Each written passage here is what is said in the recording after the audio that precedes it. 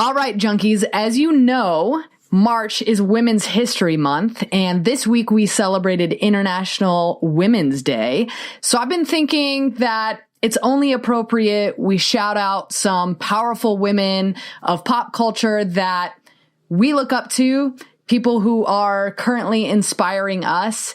And right now, admittedly, I've been rewatching Alias, and Jennifer Garner is giving me life. I am trying to channel all of her badass, powerful, feminine energy into my 2021. Yes. And she's out there right now promoting her new movie, Yes Day, which comes out this week on Netflix. And, you know, she's one of those women that is always supporting other women and hyping up other women. And she owns her motherhood and owns her femininity, and I absolutely love her and aspire to be just like her when I grow up. So Jennifer Garner. Cool. God, Alias is one of those shows that's been on my I need to watch this list for so long. So it's a good one. And supposedly it's going to be coming to Disney Plus. I think it's actually on Disney Plus in Europe already. Oh, interesting. And yeah, might be coming over here. So what about you guys? Who's a powerful woman that you're looking up to right now and is inspiring you? My answer is probably obvious for everybody who's been listening to the show for a while, but like fictional character, Buffy the Vampire Slayer. Like Buffy Summers is just my pop culture icon. Just badass, cares so much about her friends, is just so funny and sweet and genuinely tries to be kind to people, but at the same time takes zero shit from people. And obviously just saves the world a lot. And she's just a character who has a lot of pressure on her shoulders throughout the entire series and just people expecting her to always be in charge. And, you know, it definitely takes her toll. It takes its toll on her mentally and physically. And she's just always... She died. She saved the world a lot. That's exactly what her tombstone said. Yeah. She saved the world a lot. But I mean, nonfiction, God, I mean, there's just so many powerful women right now who are standing up for women's rights and equality. And I mean, AOC comes to mind. She's just such a powerful, badass lady. So, but yeah, fictional, we'll stick with my girl Buffy. What about you, Nicole and Alex? For me, I think my answer for like real person is obvious. I'm going to go with Billie Eilish, even though she is much younger than me by a few years. After watching her documentary, I just really appreciate her and what she's doing. She talks about mental health as if it's not a bad thing, if that makes sense. I feel like a lot of people try and hide it or don't want to talk about it, but she is open about it in her songs, and she says, whatever I feel, I just write about. So she's very open about that and wants to help people that are struggling. And yeah, she's definitely my girl that I look up to, even though, like I said, she's younger than me. No, I think that's cool to look up to someone younger than you. I think I admire that so much that like people are actually talking about mental health and like realizing that it's health. It's just as important as your physical health and well-being. So that's really cool that she does that. Yeah, I think I'm going to be the person to go really cliche with this answer for your real hero. And I got to go with my mom, you know, just being an immigrant. Aww. And, you know, taking care of her 4 kids. You know, she had help along the way, but she, did her best to make sure that we had a great life and influenced us to be the best that we can and never give up. So, you know, I definitely give love to my mom all day. Hell yeah. I love you, Ma. Real life superhero there. Yeah. I mean, I told you it was going to be a cliche answer.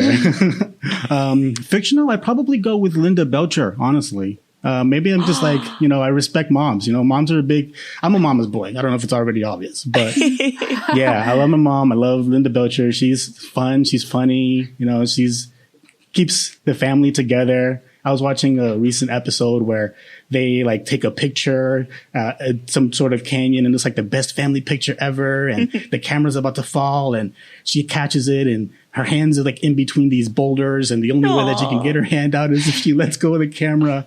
But you know, it was nice. But yeah, I would probably go with Linda Belcher as the fictional character, and my mom and all moms out there as the real heroes. Yes, Linda Belcher, Bob's Burgers. She's an iconic queen, absolutely. She is. Shout out to all of the ladies all the time, obviously. We are always girl power here on Pop Culture Junkie Podcast, but especially during Women's History Month. Absolutely. Girl power.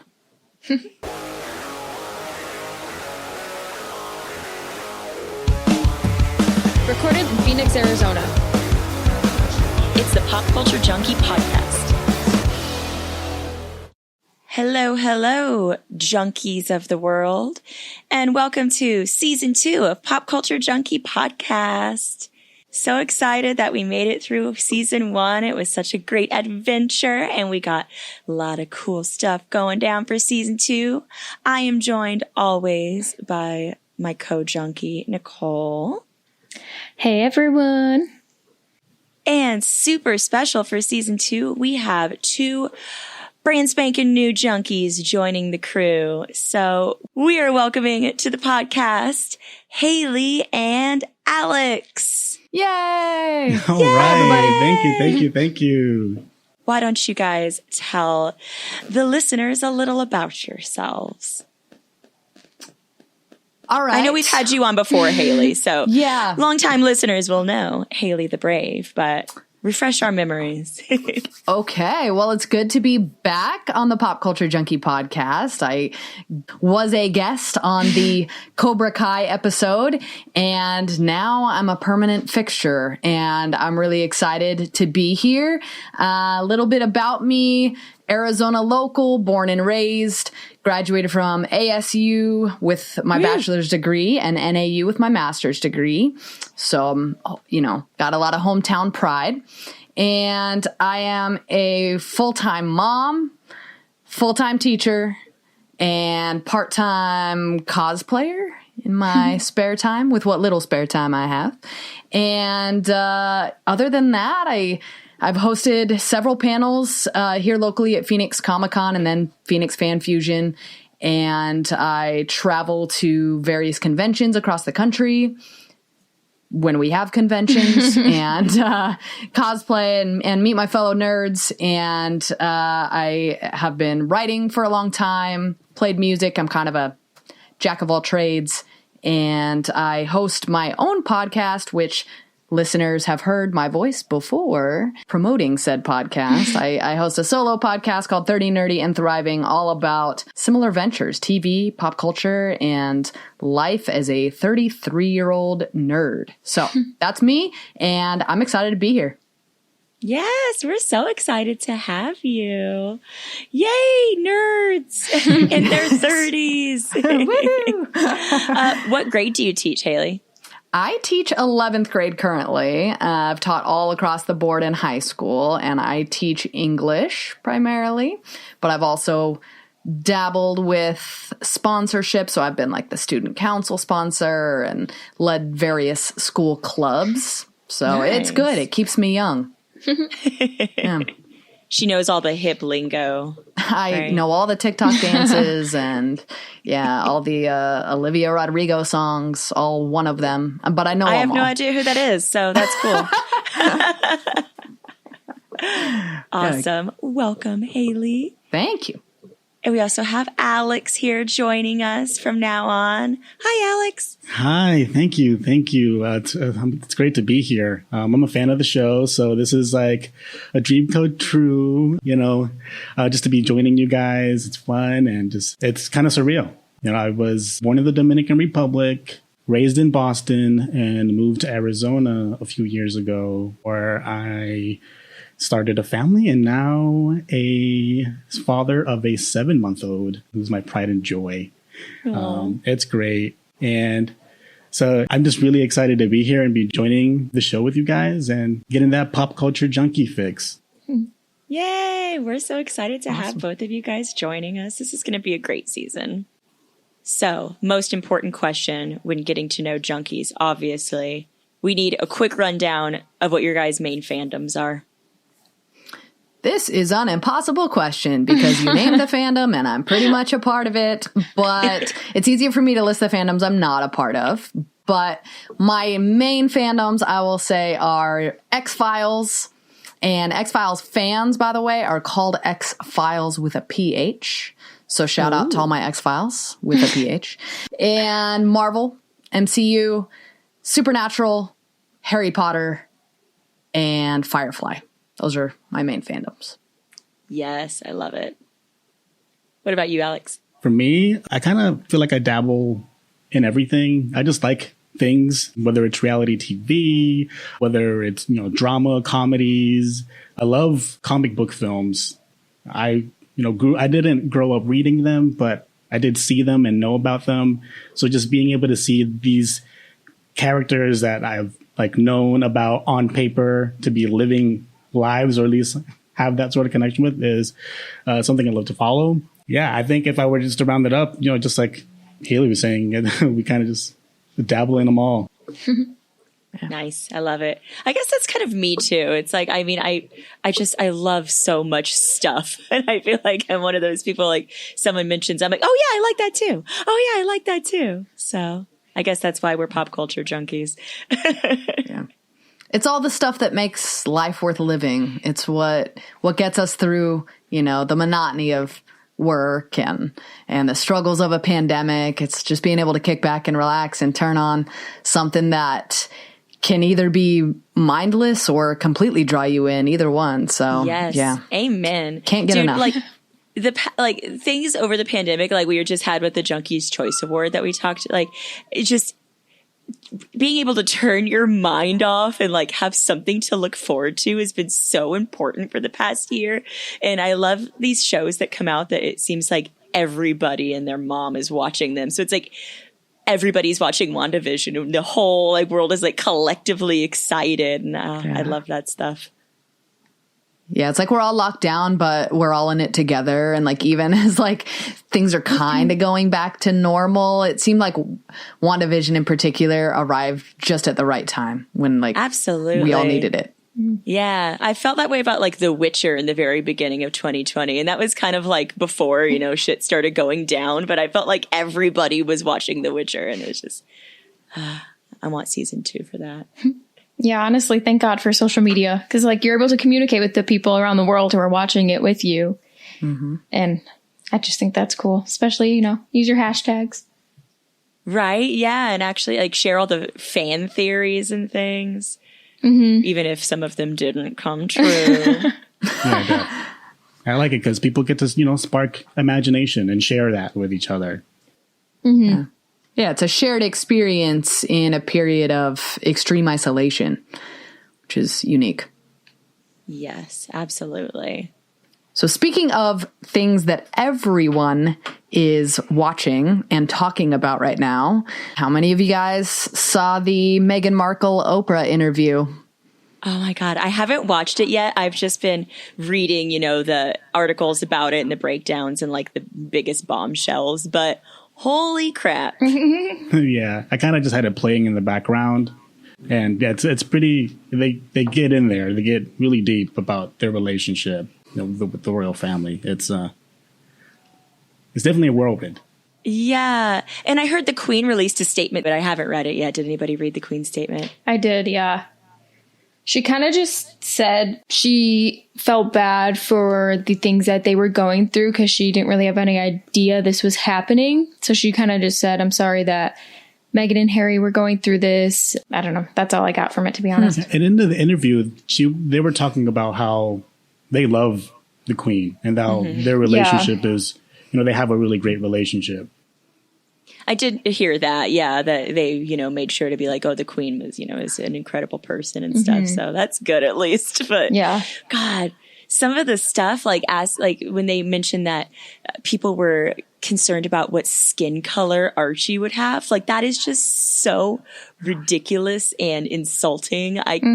That's just so disgusting. It seemed like something lifted directly from The Crown, a plot directly from the show. I was like, this can't be real life right now in 2021. Yeah, right. Well, yeah, you hope there are things that don't happen, but unfortunately, when you put a light on it, sometimes you get the ugly truth. Yeah. And Oprah's reaction, she literally had no words when she heard that they were worried about his skin color. She was literally had a blank face. And I'm like, I would loved do the all same. of Oprah's reactions. She was just like, what? Just, No, literally with the hands and everything. yeah, the hands waving, just like, excuse you, one more time. God, I love Oprah Winfrey.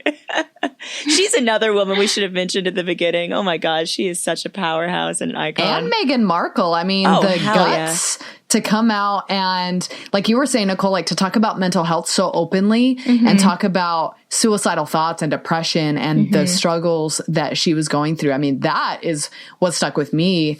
Probably more than anything was just how bold she was and how scary that must have been.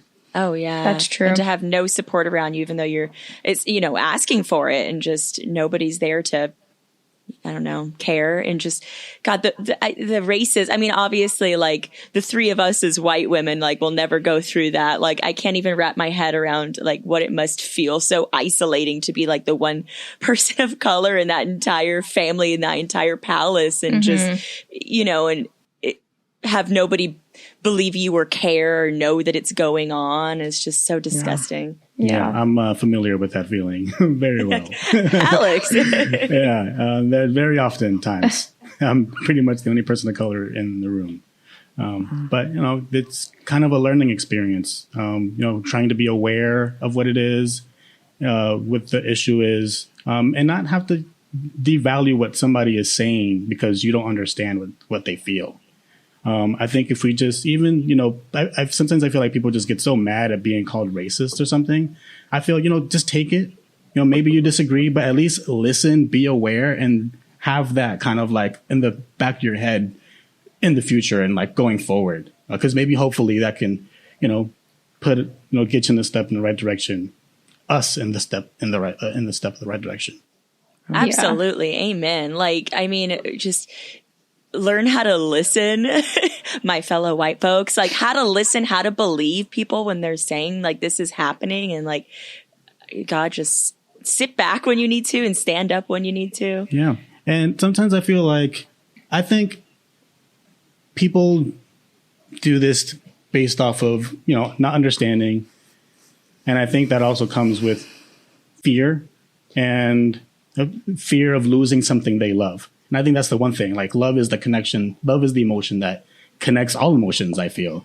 And when we do something where we feel some kind of way and our emotion is whether, we're happy about it, we respond, in a way where we feel sad or hate something. I feel it's sparked because to that end, there's something that we love and there was something that we're trying to protect. And if we just understand that everybody's just trying to do that, just trying to love and protect what they have,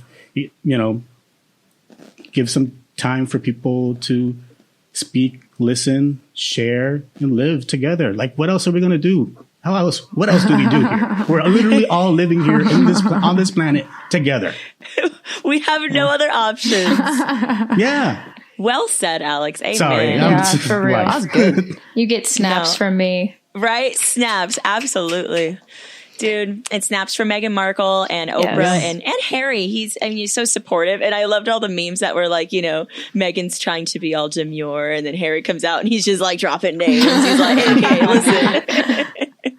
So speaking of name dropping and people who are getting their due, we've got to mention Ray Fisher getting his real turn as Cyborg in the Snyder Cut, coming out on March 18th. Yes. It's right around the corner. And Ray Fisher tweeted out that Snyder's Cyborg is meant to become the most powerful figure in the entire DC universe, which I thought was a real bold claim. He said maybe only second to Dr. Manhattan. And so this idea of this cyborg that he is building up, he says turning a side character like Cyborg into the most powerful being in the DC universe is no small feat, but thankfully Zack Snyder doesn't do small feats. And that was his tweet today. So I'm one of those people that honestly had very low expectations for the Snyder Cut because I was not a fan of Whedon's version of Justice League, and just the DCEU in general hasn't drawn me in the same way the MCU can. But I've got to say, now that Ray Fisher has hyped it up to that level, I at least am like, okay, I'm ready to check this out. Let's see let's see what Snyder can do, and let's Yes. see if Cyborg really is as powerful as Fisher claims. That's so interesting. More powerful than Superman, huh? So are we expecting a completely different movie now? Pretty much. I mean, everything that they've said. I mean, Snyder says that he isn't using a single frame shot by Joss Whedon. What? Yeah. Dang. I am so and it's excited. It's like 4 hours long, and apparently it leaked over like the weekend. If you clicked on Tom and Jerry, the Snyder cut popped up, but it was like for less than 4 hours, and they got it fixed. So just a couple people on Twitter were like, yo, I want to watch Tom and Jerry, and Superman in his black suit popped up. So there's a couple. I love that it's the Snyder Cut's 4 hours long, and it was up for less than like just perfectly long enough to like. That's how you know Cyborg is powerful. Cyborg's like, I will find a way to break through, even if I have to use Tom and Jerry to do it. I will hijack Tom and Jerry if necessary. I'll come for your childhood. Garfield is next.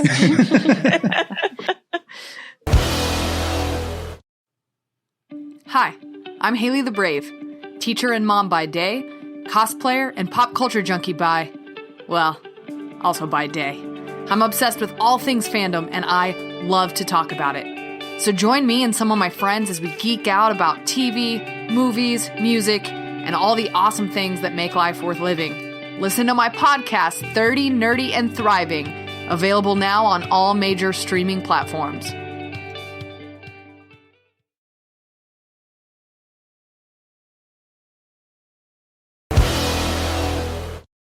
Speaking of the MCU, Natalie Portman set pics from Thor: Love and Thunder. Actually, not just Natalie Portman set pics. There was a lot of set pics, and I almost don't want to look at any more of them because I feel like I got some spoilers for I mean, it's, goofy stuff, but it looks like they're bringing back, Matt Damon to be pretend Loki. And yeah. I'm excited for that one. I'm really excited. I love Taika Waititi. I think he did a great job on the last Thor, and I'm ecstatic that he's coming back. Yes. Thor Ragnarok might be my favorite movie in the entire MCU. It's definitely top 3. So if Love and Thunder is like half as good, I'll be perfectly content. I'm very excited. I really did like Ragnarok, but there were a few times where I'd wished that there was a little more emotional gravity to some of that, like conversations and situations. And I was like, it almost seemed like they were turning it they were trying to make it too funny. And I was like, maybe they should be a little more like sad that their dad is dying, or you know what I'm trying to say? Like, I don't know, but I really did enjoy it. It's so funny that they did such a 180 from the Thor franchise, from Dark World to Ragnarok. I read one time, that Chris Hemsworth didn't want to come back and do Thor again, like another solo Thor movie. And a couple of his stipulations was like, one was that he got to cut his hair, that Thor cut his hair. And one was that it could be funny, that he could be funny.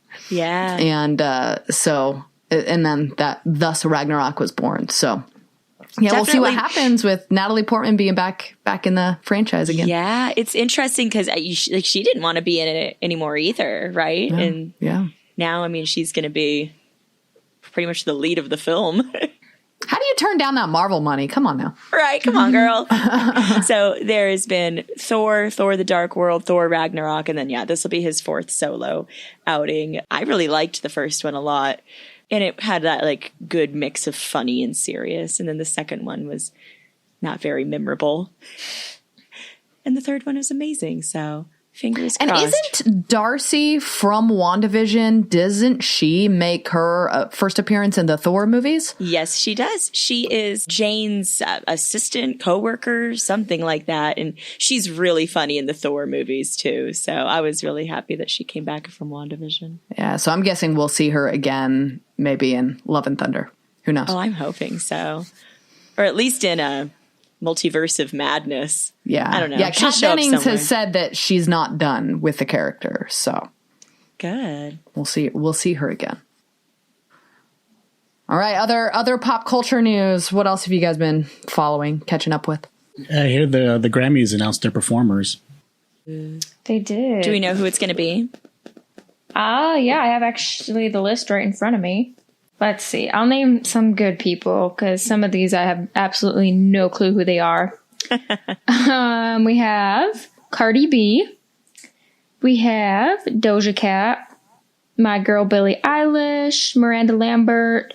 Dua Lipa. John Mayer.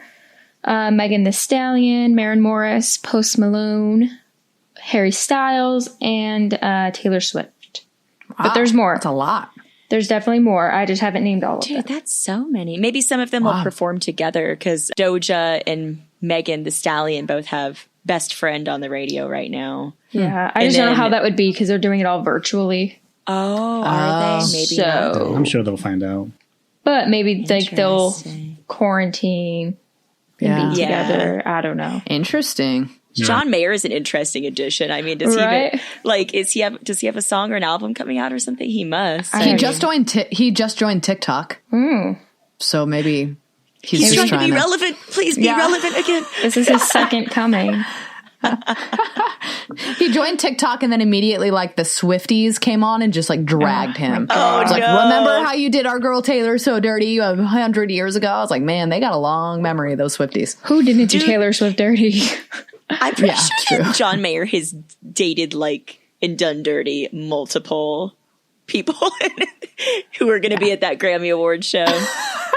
Seems like a dog. He's a dog, man. Oh, man. And I don't mean that in a good way because I love dogs. He's the one you want to see on doesthedogdie.com. Doesthedogdie.com. John Mayer. All right. I'll allow it. Man. I'll allow it. Oh my God. Now I feel like I'm threatening John Mayer. If you're listening to this podcast, I promise that you're safe. If John Mayer is listening to this podcast, we've arrived. We have made it. That is true. Hello, right, John but Mayer. now he gets to this episode and he's like, shit. What did I do to those girls? I think they're going to kill me. Okay, let's do some mini reviews. Like, what have you guys been watching besides WandaVision? Because we're going to talk about that. But what have you guys been watching that you can review for our listeners? I watched Attack on Titan this week, and I feel like this season has been kind of strange. Basically, the finale of last season, everything was revealed. What's going down? Why are the Titans here? How did they come to exist? And this season is a time leap forward. Everyone's adults now. So everything is just lots of conversations. And this last episode this week was the one that finally made us all go, oh my God. Like that one anime episode where you're just like at the edge of your seat, like shit's going down now. So high hopes for the rest of the season, but that's what I was most hyped about this week. Like it's been to the point where my husband and I will turn it on and then it's so convoluted sometimes that we'll look at each other and just be like, what in the F is going on even? Who's on whose side? Who's fighting who? But yeah, now this week was intense. Oh man, I have to catch up. That's what the first season made me feel like. Yes. Dude, the whole first season was just like mind blowing all the time. And then, yeah, this season's been a little up and down, but this last episode was legit. Would you say that this week's AOT was poppin', or would you rather just drop it? So pop it or drop it. I'm going to say pop it to this week's AOT episode, Attack on Titan. Everybody, check out some anime. I'm going to start talking about more anime because that's like my main thing that I feel like I binge a lot. I have a 2-episode rule. So I'll start like an anime and I'll watch 2 episodes of it to kind of see if it hooks me. And then, if I'm like, I'm not feeling this, then you drop it. And after those 2 episodes, you're like, okay, all right, I could get with this. So yeah, pop it this week. What about you guys? I've been watching a few movies this whole weekend. A couple new ones that came out. One being Raya and the Last Dragon on Disney Plus. I cried like 6 times. It was so emotional. It's beautifully animated. The characters are like rich and interesting. It's like playful and suspenseful. It's just fun. I love it. It was cute. No, it's just I loved it. So I'm definitely going to be popping that one. So that's a good pop it for Raya and the Last Dragon. I want to watch it. I need to. I really like Kelly Marie Tran, and I'm glad that she's back. And I mean, not that she ever left, but you know, people tried their best to drive her off of the internet. And the toxic side of the Star Wars fandom did their best to erase her, but she has powered through, and she's back, and she's making that Disney money, so they can suck it. So good for you, our girl Kelly Marie Tran. We love you. Yes. And I am excited to see Raya and the Last Dragon too. I'm glad that you cried 6 times. Oh my God. I mean, it was like, there were like tears of joy. There were tears of sadness. It's just everywhere. I loved it. Nice. Another movie that I was watching was Coming to America, the sequel to Eddie Murphy's Coming to America, which came out in 1988. They kind of revamped it 30 years later. And I'm going to say that this was pretty good too. I think as a fan of the first one, I definitely enjoyed it. It was fun. It was entertaining. There's not a lot of depth in the characters, if I'm going to like get into that.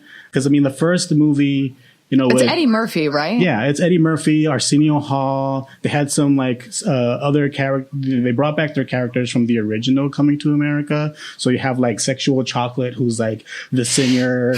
They have like this band, and the other characters like the barbers that you see in the first one, the old guys that can barely hear, and it's just aren't they all played by Eddie Murphy too? Yeah, Eddie Murphy and Arsenio Hall have like 4 or 5 roles each. So it was definitely fun to see them kind of reprise those roles. And there were a lot of references to the first one. So again, if you're like a fan of the first one, I think you'd enjoy this one. So definitely pop in with this one. It's great. In the first one, it was like about Eddie Murphy trying to find true love. Akeem is the prince, and he's trying to find true love so that he can make he's trying to find his queen. And in the second one, you have all these characters that are essentially just trying to find themselves, but they're all trying to find themselves. So it's like everybody. Again, if you're a fan of the first one, then I definitely recommend. I have a question. Yeah. The first one is called Coming to America because he comes to America. In the second one, does he leave America and then come back to America, or was he in America the whole time? It starts off in Zamunda. Zamunda, I think that's what it's called.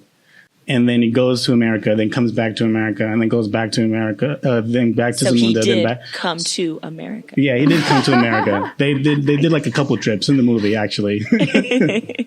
And so so the first one is Coming to America, and then the second one is Coming to what, number 2? Like number 2. Yeah, which now and makes that's on sense. Amazon Prime, right? Prime Video? Yeah, Amazon Prime. Nice. I love movie titles like that, like Too Fast, Too Furious, Going Too Fast. I really wanted the sequel to Twilight to be that, but like with a 2 instead of like the TW. Twilight. Yeah, it didn't happen though. I like a good pun. I like a good number pun. Well, I've been watching 2 things. I've got to pop it and a drop it. So I will say the first one is Superman and Lois on the CW. As already mentioned, I like Superman, and he is probably my favorite superhero in the DC universe. And so I was kind of skeptical going into Superman and Lois because it is a CW show, and the CW has let me down repeatedly with their treatment of superheroes and how convoluted their storylines become and how they don't let the show die when it should just die. So I was like, I don't know if I want to become invested in this, because I kind of knew with it being Superman, I was going to automatically become invested unless they just completely bombed it, right? But I gave it a shot. I watched the first 2 episodes. Tyler Hoechlin, I believe, is how you pronounce the guy. Tyler Hoechlin plays Superman, Clark Kent, and he does a great job. Like, he completely looks the part, but he also acts the part, and it's a different vibe of Superman because he's a dad, he's got 2 teenage boys, and in the first episode we see Superman leaving Metropolis and moving back to Smallville after the death of his mother. And so it's really emotionally charged right from the very beginning.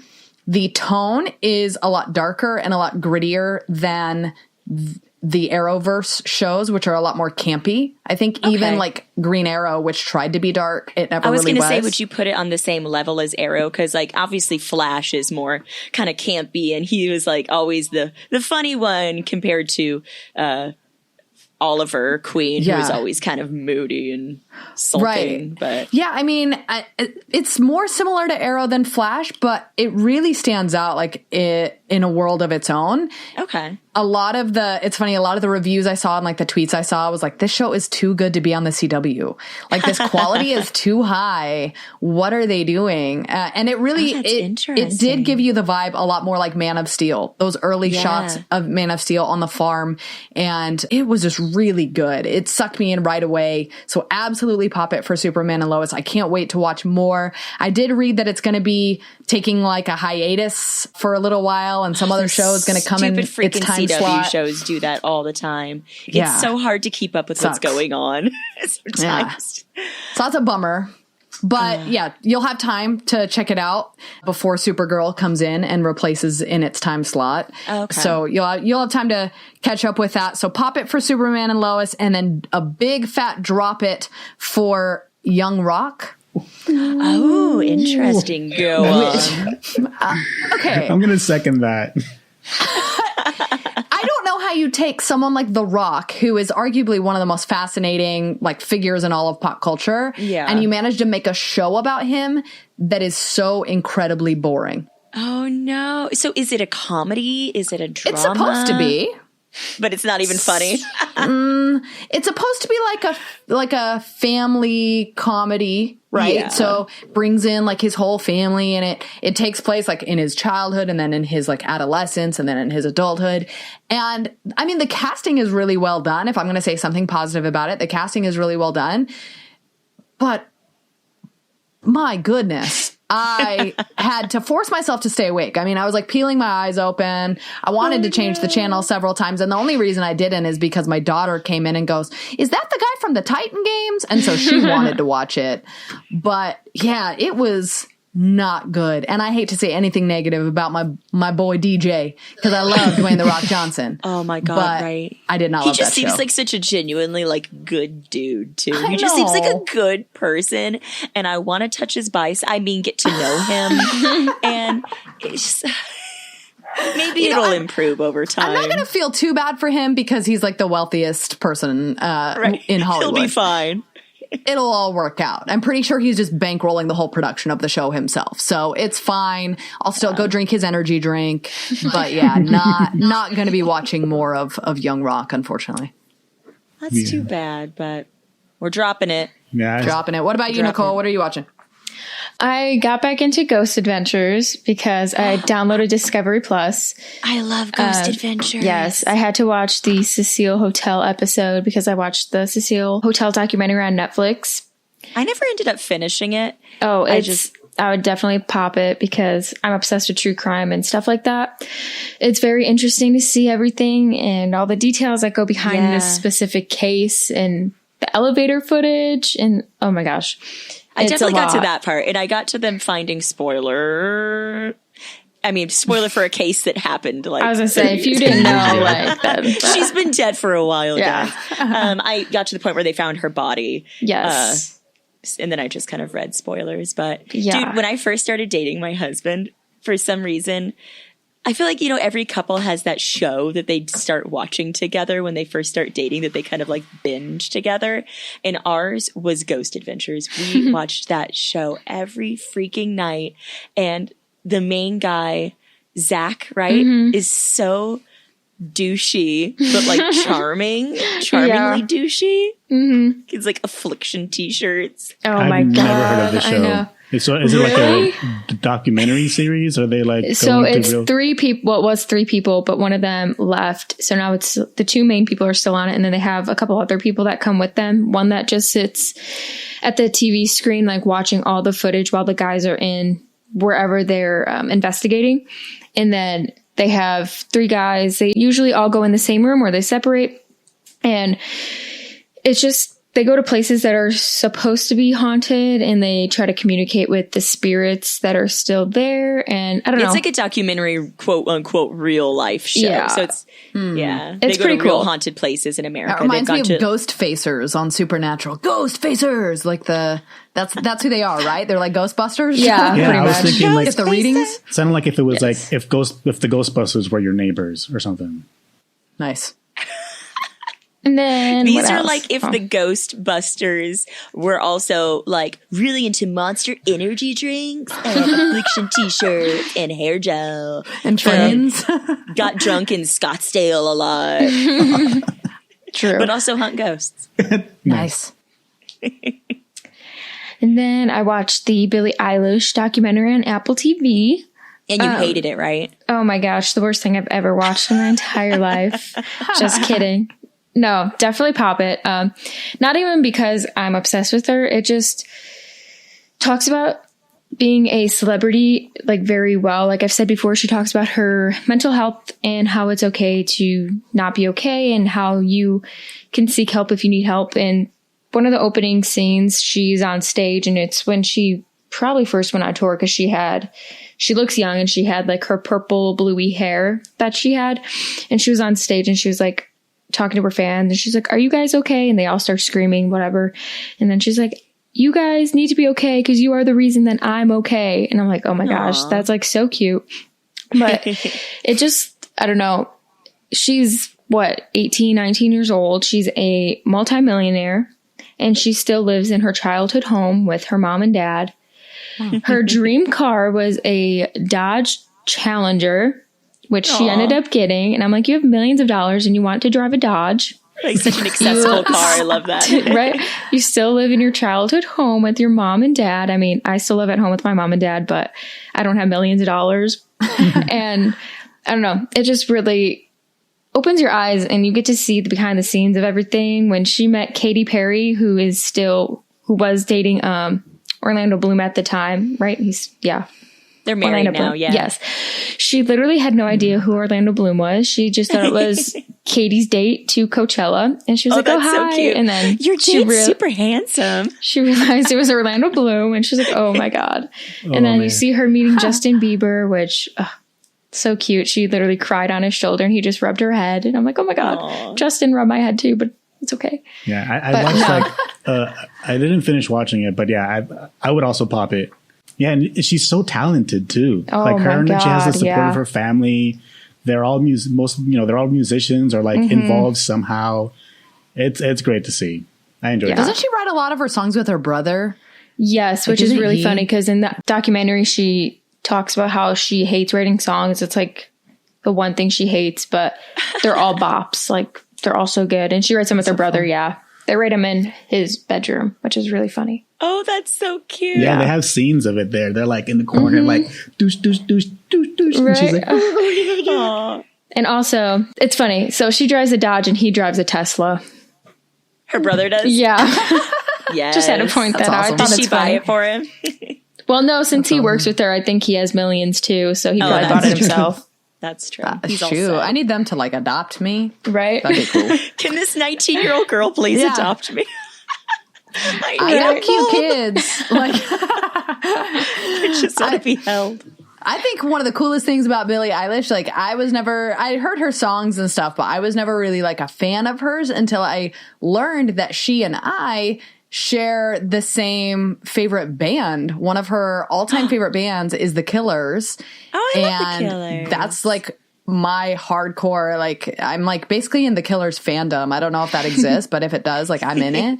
And in the documentary, there's a scene with her rocking out to one of Brandon Flowers' like solo songs, and she's like dancing around to it. I was like, hey, I know that. And she had just done an interview actually where she talked about how she used to sit in her car and cry to Mr. Brightside and what a powerful like song that was and an influence for her and her own music. And so I was like, all right, Billie, like I'm on board with you now. Yeah, you can hang. You got good taste. So if you ever run into her during like a Killers concert or like a fandom event or something, give her my number. Okay, done. Thank you. I will ask her to adopt me, and then I will give her your number. Thank you.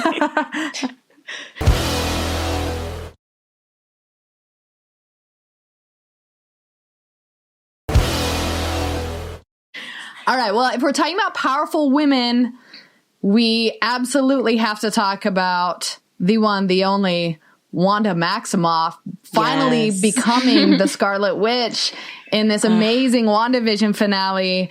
I know I have all of my thoughts, but I want to hear from you guys first. What did you think of the finale? And now that WandaVision has reached its conclusion, what are your feels? What are your reactions? I absolutely loved the finale. I thought it was exciting and also incredibly sad, but also, I mean, it was sad, but even Wanda looked like when she was saying, oh, obviously, spoilers for the finale of WandaVision in this episode. Even she seemed like she was coming to terms with it. And I just love the entire series is really about how we deal with grief. And in the end, I mean, she's obviously sad, but she almost looks a little more accepting, she's accepting that this is going on, that, Vision's gone, her kids are gone. I mean, looks like she's trying to do something to bring them back, maybe. Yeah, I thought it was wonderful. I thought it was heartfelt. I mean, I definitely had a few theories that didn't pan out, but I wasn't disappointed by it. The only thing I thought that was going to happen that I was a little sad that didn't was I thought Doctor Strange might show up, at least in like an after credit scene. But, it wasn't anything that I was pissed about or whatever. It's just, I thought it was really just well done. And I thought that they got her Scarlet Witch costume so good. Like, it's sexy and powerful and like, that crown is so incredible. And it has the same color scheme as Magneto's in the X-Men movies, which, not saying that means anything, but it's still really cool. Mm-hmm. Like father, like daughter.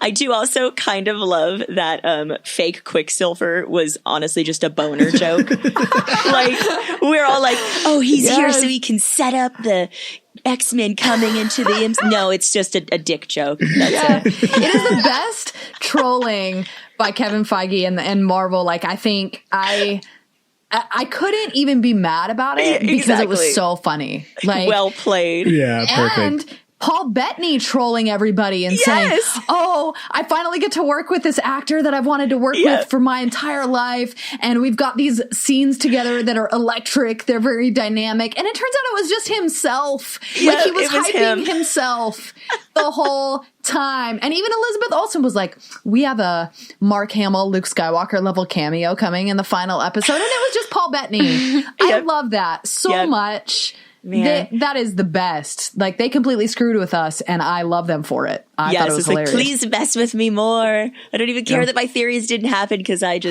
was gotten. Yeah. And I got the, like, Vision versus Vision fight. Oh, man. Was just so well done. I saw these amazing tweets today that were like, this is the most Vision thing that has ever happened, and I am here for it. Just like, have you heard of with logic in a library? The ship of Theseus? Naturally. That scene, actually, that whole Ship of Theseus dialogue was lifted directly from the comics. Oh, that's awesome. Yeah, that whole thing was a nod to the comics where Vision has that exact conversation with himself, which is pretty cool. That's so awesome. Man. Yeah, it definitely felt like I was watching a Marvel movie. Mm-hmm. And it was just, the series finale. I was like, oh. But I'm excited about what it's going to open up. Me too. All right, Nicole, I know you have a million freaking questions. Yeah. Give them to us. Well, first off, I was kind of laughing while watching it just because I was thinking about Catherine Hahn and Elizabeth Olsen just like playing out these scenes and like doing the whole like those types with their hands. Like, I'm like, just imagine that being your job, just standing there and doing all these weird things with your hands, trying to cast spells. I'm like, I don't know. I just laughed at that part. But yes, okay. That is funny. I saw an interview with Elizabeth Olsen where she says that, you know how like sometimes people will make like pew pew sounds with guns? She does that with her hands. So when she's filming, she's like, and so she has to try to keep her mouth still so that you can't tell that she's doing it. So it's like ventriloquy, but she's like magical whooshing sounds. Whoosh, zing. Yeah. Oh my God. That's really funny. But yes, okay. So the first question I have, it's probably a very, very stupid question, but that's no okay. stupid questions. Okay. Was this actually like a TV show? Like, do they know, or was it like, do they know that they were on a sitcom TV show? Does that make sense? Like how Darcy and everybody like was watching it? Yes. Got it. I don't know if they realized that it was being broadcast. Like, okay. Because I think that they had to Darcy had to work some magic to find it on some weird little airwaves. So I don't necessarily think it was on like network TV at 7:00. Okay. Yeah, that's what I'm thinking too, because I don't think that this is something that you can just like pop in on NBC and watch every week. And it kind of seemed like they were going to try their best to cover up that any of it even happened in the end. Right. I mean, obviously all those town folk know that what happened to them, and it seems like they were aware that they were on a TV show or following a script, because even when Emma Caulfield's character, I can't remember her fake name. Oh, Dottie. Yeah, Dottie, when she was like, we can write her into the show. My daughter, please, she can be the school bully. Like, whatever, you know what. So it's like they knew that they were, you know, quote, on like acting out something, but I don't think like the public was able to watch the show. Gotcha. So like, I love Marvel movies, but I don't know much about the comics or, you know, where these characters, where all the characters come from. Monica Rambeau, I didn't know she had like her with those powers surprised me. I'm not even sure who she is. Yeah. I mean, I know she was like young at some place and probably was in, I think she was in Captain Marvel. Is it Marvel or Marvel? I hear Marvel. Okay. So, there is a character named Marvel. And that's kind of how Captain Marvel gets her name, is from Marvel, right? Yeah. So in Captain Marvel, which is set in the 90s, Monica Rambeau is the daughter of Carol Danvers' best friend. And so now we see in WandaVision, Monica's grown up. Her mom passes away. She apparently has some sort of beef with Carol Danvers. And I don't know if that's... Like, I didn't know what that was. If it's just maybe she felt like she wasn't there for her mom. That's what I'm thinking. She must feel abandoned in some way, but I'm interested to see how they explore that in Captain Marvel 2. Well, because it's interesting because, like, in Endgame, they justify Captain Marvel not being in Infinity War because she's like, there's other planets and other galaxies and stuff. Like, I'm busy. Yours isn't the only planet. Yeah. And so I'm guessing that it's probably has something to do with that Captain Marvel's probably off world. And in the post-credit scene, when the scroll comes in, that gives me he's the up indicator. There. Someone wants to see you. That's how Monica Rambeau is going to get brought into Captain Marvel 2 is through that scroll. So, and she, in the comics, she is a character named Photon. And she also becomes a version of Captain Marvel as well. There's multiple Captain Marvels. There's Carol Danvers. There's Monica Rambeau. Yeah. And then there's Kamala Khan, which is like Miss Marvel, like the kid who grows up. So there's multiple iterations, and Monica Rambeau is one of them. She's Photon, Pulsar, and then Spectrum. So she's got a couple different superhero names. But yeah, I guess this was really like her origin story for how she becomes a superhero. And I mean, when they said like, he wants to see you, it's Nick Fury, right? Or am I totally... That's what, like, that's the only thing I could think. I'm like, it must be Nick Fury if it's he wants to see you up there. That's what I got from it. Maybe. That would track with the Carol Danvers storyline. Yes. Definitely. So. Where is Nick Fury last time we saw him? He thinks that he's on a scroll ship or something, or was it the Spider-Man movie, right? They were like, the Skrulls were like taking his place. Yeah. And then at the end they were like, oh, he's like actually, you know, in space right now. Yeah. Yeah. That's right. I was trying to remember what movie it was where like the whole time it wasn't really even Nick Fury, and you're right, it was Far From Home. Yeah. Yeah, so that'll be interesting to see Nick Fury brought back into the fold, and especially with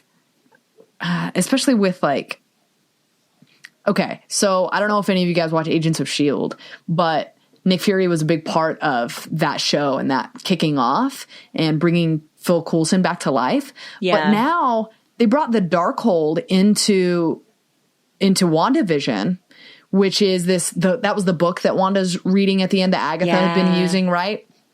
The Darkhold was like a central storyline in Agents of S.H.I.E.L.D. Oh, interesting. And it looked different. And last time we saw it, Ghost Rider actually had the Darkhold in Agents of S.H.I.E.L.D. What? Yeah. So now, like, I was always under the impression that Agents of S.H.I.E.L.D. and the MCU were like at least trying to line up and be canon. But now it seems like they've completely cast aside Agents of S.H.I.E.L.D. with this whole Darkhold plotline. So it'll be interesting because I had thought, oh, maybe they're going to bring Nick Fury back in because they announced a show like Secret Warriors or something like that. Yeah. So I thought Nick Fury was going to be in that, and I thought they might bring some Agents of S.H.I.E.L.D. characters back. So I don't know how that's all going to line up now because it doesn't anymore. The Darkhold's completely different than it was. Maybe the multiverse of madness will explain all of this to us. They're going to pull one of those on us. Just like, well, you know, time, universe, dimension, blah, blah, blah. And we'll all go, oh. Yes, of course. Okay, Yes, cool, that makes sense. Of course. They do that on The Flash all the time. They'll have just the most scientific sounding mumbo jumbo for what is going on. And the audience just goes, yes, absolutely. Thank God The Flash is there. This completely makes sense. This entire storyline is not confusing.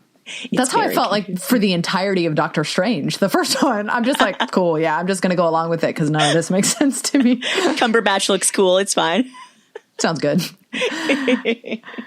So one of my questions is, where do you guys think White Vision went? Because he just pieces out. He just takes off. He just smashes sets. through He's the like, glass bye. ceiling.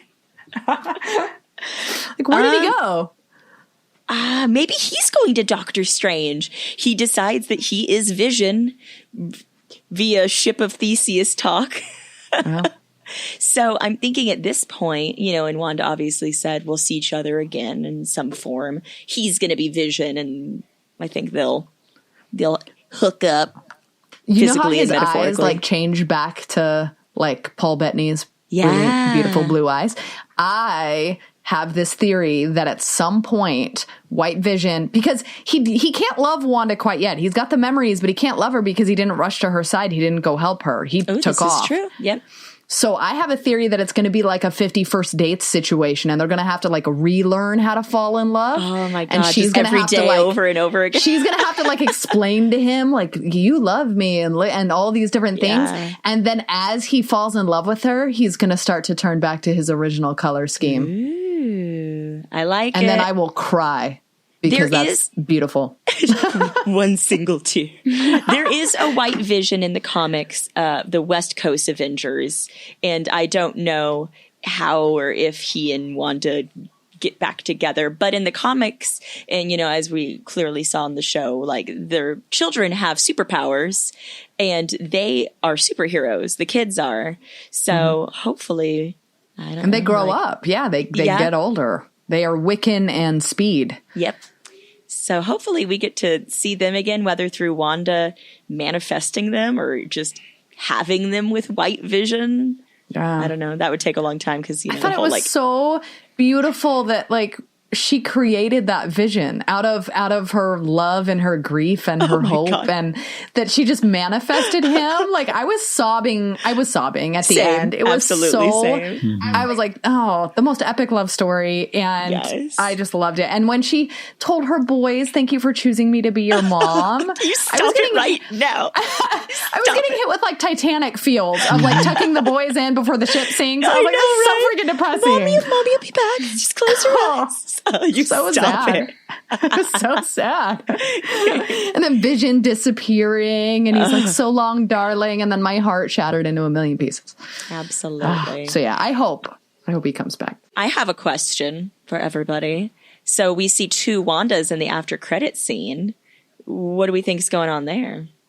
I mean, I don't know much about Wanda and her powers, but from what I understand is that she's a super witch and she can create things. Is she able to create two of her? She was able to create her husband. Yeah, she created a memories, so yeah. Maybe one of them was there in the cabin the whole time and the Scarlet Witch was the one who created this town, or maybe she's just trying to do the thing that all women work to do, right? Juggle a family, a personal life, a job, just the dark arts, just all at the same time. And so she's like, you know what? I'm just going to make another one of myself to help me study while I go over here and enjoy this cup of joe on the porch. It could be too like astral projection, or it could be like, because now it's almost like two sides of her. Because like when Agatha told her, she's like, you're the Scarlet Witch. And it seemed like that awakened something that she already knew about herself, but she was not accepting. Repressing. Yeah. Because she was like, I don't need you to tell me who I am. Yeah. And I was like, well, I need you to tell me who you are, because I didn't know any of this. It's so real. So I felt like that end sequence is almost like it's like Wanda Maximoff is sitting on the porch drinking tea, and the Scarlet Witch is flipping through the Darkhold. I like that. And trying to. So I feel like it's now the two different sides of her identity. Split herself into two almost to just kind of Maybe. be able to be both versions of herself at once. See, that's why I have to give a shout out to the moms out there, because look at this. Look at all that juggling she got to do. Right. So do you think the boy's voice that she heard at the end, her son's calling out for her, do you think that was just a memory of when they called out to her in the past? Or do you think she's hearing them somewhere? I think she's hearing them somewhere. And I think that's why she's going through that book so determinedly. She's like, you know what? I just created an entire effing town of people and my husband from my own memories. I think I can. And then she just realized she has all this power that she didn't realize she had. She's the Scarlet Witch. She's got this book. She's trying to find them out there in the multiverse. I think they exist in the multiverse somewhere. I agree. I feel like they'll come back eventually. I just don't know when. Maybe they'll come back as adults. True. Because they're like 10 in the episode or whatever.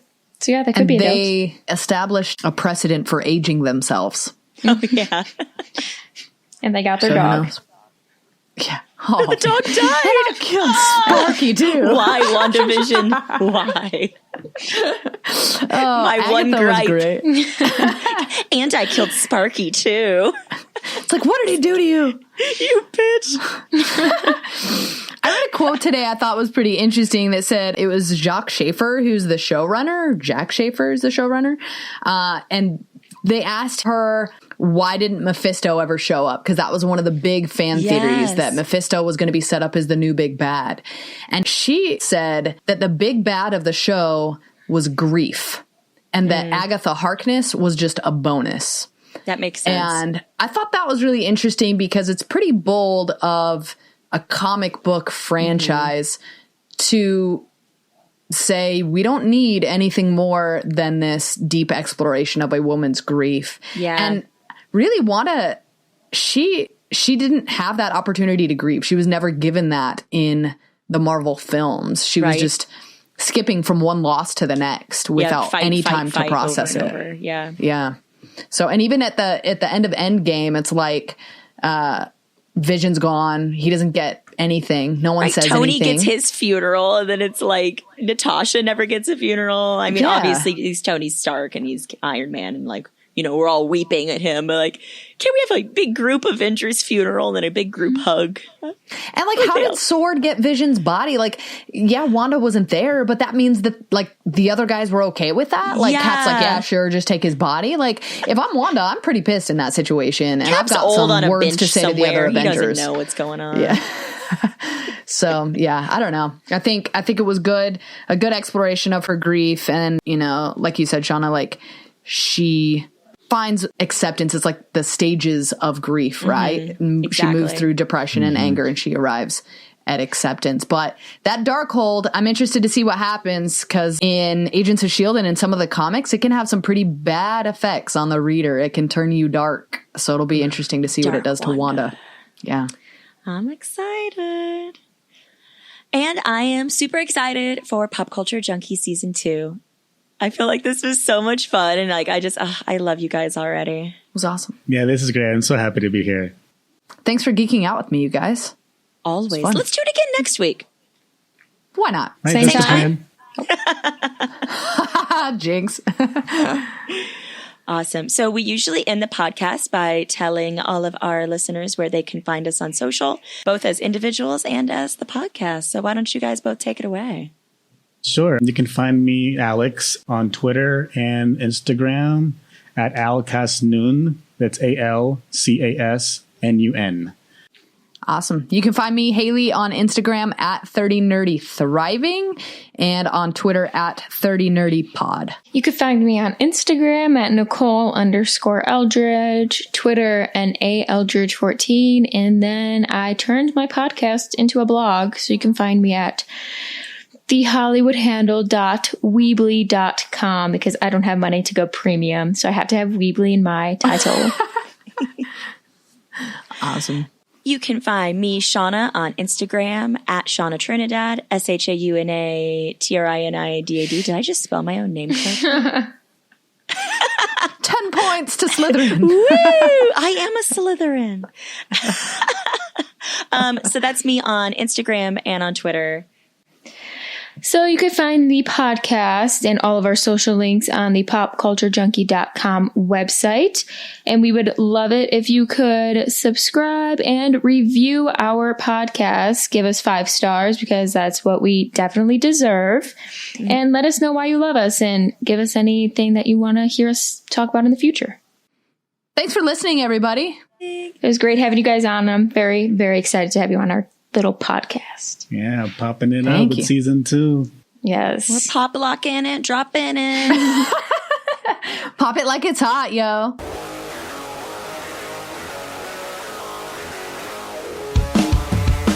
Pop Culture Junkie is a production of Pop Culture Entertainment Group. All rights reserved.